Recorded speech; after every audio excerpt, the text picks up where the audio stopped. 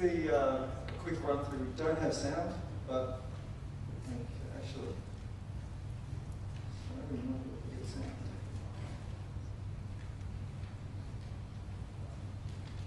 No, no sound. Okay, essentially what we're doing is we're pattern matching OTP and transaction information through a printed pattern on the card.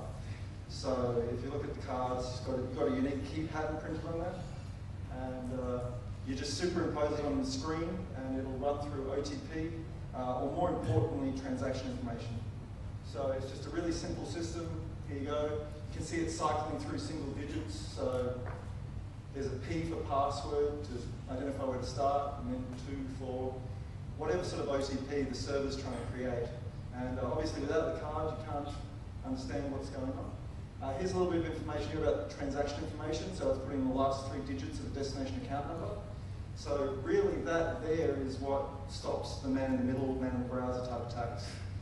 We assume that the attack is present on the computer, the user's device, the network. And essentially it's just a really simple method of doing OTP and transaction information. So it's got a whole heap of benefits over existing technology. Once this is done, I'll go through my PowerPoint. But I guess I really need you to see the video, because until you've actually seen it working, you don't generally understand what I'm talking about. Now,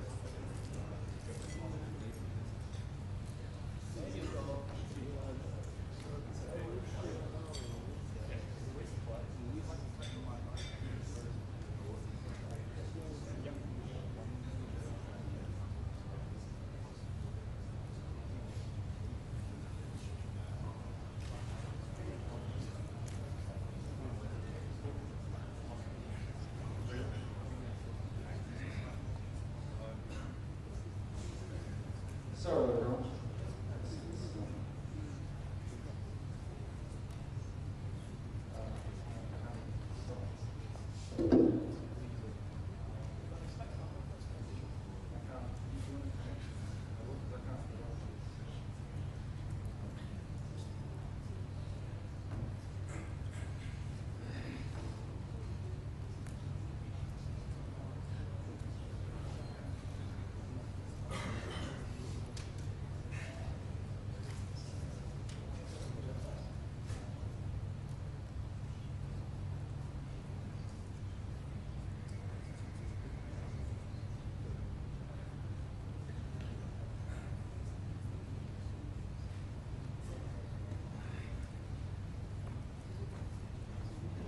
Okay, I'll just try and go through this really quickly here.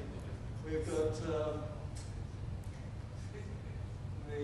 second factor authentication, doesn't need anything, doesn't cost anything to manufacture, piece of plastic, doesn't need any batteries, doesn't take any out of the room, your wallet, it's not something you have to carry around extra like a device.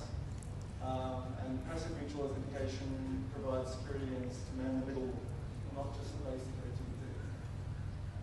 We've got a little bit there. I mean, a lot of this is pretty self-explanatory about how it works. You can understand the idea of segments over other segments.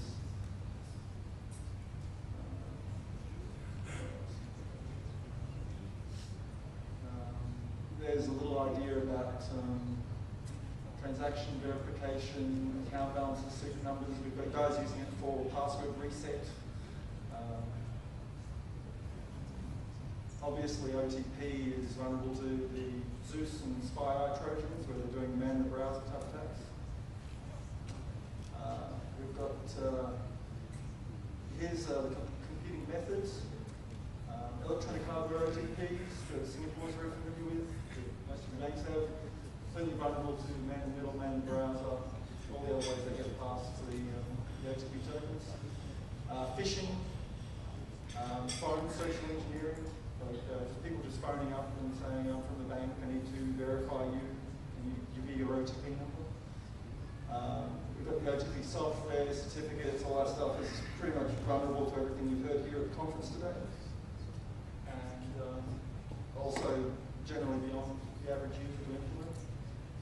SMS-based authentication. You've got the same problems, man-in-the-middle Trojans, phone-based Trojans. We've sort of all seen the attacks, the GSM attacks. Anyone who was at the last ANSYS meeting here in Singapore, actually the second last ANSYS meeting, would have heard about the Belgian guy demonstrating the GSM rainbow tables, where he was going through and intercepting all the SMSs. Okay, we've got, there's a few other visual authentication type methods. We're talking about grid cards and things like this that they used to do OTP. They again are vulnerable to man-in-the-middle because they're simply doing OTP. But they're also vulnerable to a whole host of interrogation tactics. So phishing-based interrogation, specifically crafted challenges to deduce what's on the user's grid card. And then some of the people here, the last one, Live CD, they also push Live CD as sort of solution to the problem, which is never going to fly in the real world. Completely useless for business. I mean, really, you're not going to be able to install your accounting software and everything else that you're going to need. Plus, it becomes a constant headache of patching and re-updating, reburning a CD. Really, I don't think it's a very useful solution. Obviously, the cost is a big attractive feature of PassWindow. And the durability, because the cards won't get broken, they're not going to get, the clocks aren't going to get unsynchronized or any of the problems that you can have with a lot of OTP devices. Okay, talk about a little bit about security here. Essentially, from an attack point of view, it's extremely resistant to social engineering because a user can't communicate their key pattern.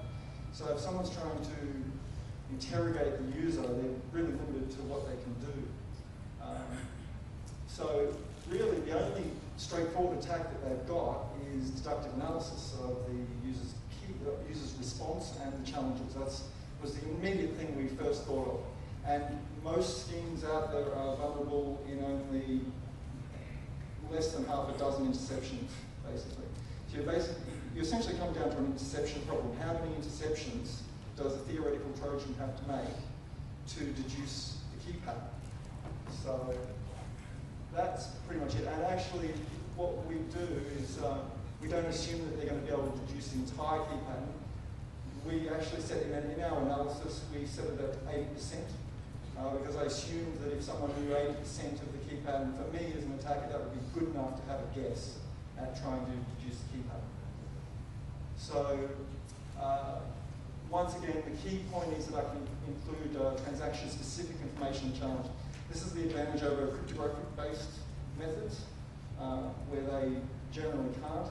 There is the transaction signing tokens, which is the industry's solution to this problem, which is, once again, anyone who's actually used a transaction signing token will realize that it's an extremely long, slow, arduous process. The chance of many of the devices require at least 40 digits backwards and forwards between the user and the device. It's a lot of work. Most banks, there's only a few countries doing it, inside Scandinavia. And the problem is that last year they modified their Trojans to defeat transaction signing devices. Because it's an active system, this is something if you're familiar with transaction signing tokens, you'll understand it's an active system. The user themselves has to enter in the specific transaction information into the device, as well as the backwards and forwards OTP. And so they socially engineered their Trojan to say that feed the user garbage, the device would come back as garbage. And this is a common problem to all electronic-based online authentication. You essentially can trick anyone into thinking that their device is broken or out of synchronization or some sort of story if you feed them garbage, if you control the communication channel, which they do. They control the browser, they control exactly what the user sees. So there was 2 banks in Belgium called KBC and Dexia. The industry has kept it quiet because there doesn't appear to be any solution other than PassWindow for the problem. And essentially there was class action lawsuits, and yeah, you can Google it. It's on the webpage. So I'll just the next page. Sorry? Okay. So we assume the attacker is conducting analysis from the beginning of the card use. We assume the attacker knows character set, character generation parameters, and we analyze the keys and challenges when we generate them. So we can determine pretty straightforwardly exactly when that key pattern is going to be deduced. And the interception numbers, we can easily get up to 10,000 interceptions, which is beyond normal usage. This is not cryptography. We don't have to analyze, like, do any sort of brute force or something like that. All they can do is intercept the user actions. So at 10,000, a normal user is probably not even going to authenticate every single day. That's only 350 a year. Even over years, even if you can get your Trojan to survive on a user's computer for many years, they're not going to get enough information to produce that key pattern. You have 1 minute. Yep. Another method is by proving a small number of false positives. It's also extremely harmful to the analysis. So I think that's about it. I mean, it's a pretty straightforward method. Questions, anyone? If anyone Did you develop this? Any ideas about how they could bypass this method? Did you develop this? Yeah. You did? Yeah, it's been used in the UK and stockbroking firms, and we got banks and things that are deploying it, and national infrastructures, because it's so cheap. Yeah, like, you're looking at huge rollouts. Obviously, because over like 16 million users or something, you can't roll out electronics. Okay. All right. Anyone? Questions? Does anyone have an idea how they could bypass this? If we do, it will be at next SyScan conference. Sure. Yeah. No worries. All right. Okay. Good. Thank you. Thank you so much, everyone. Thank you so much.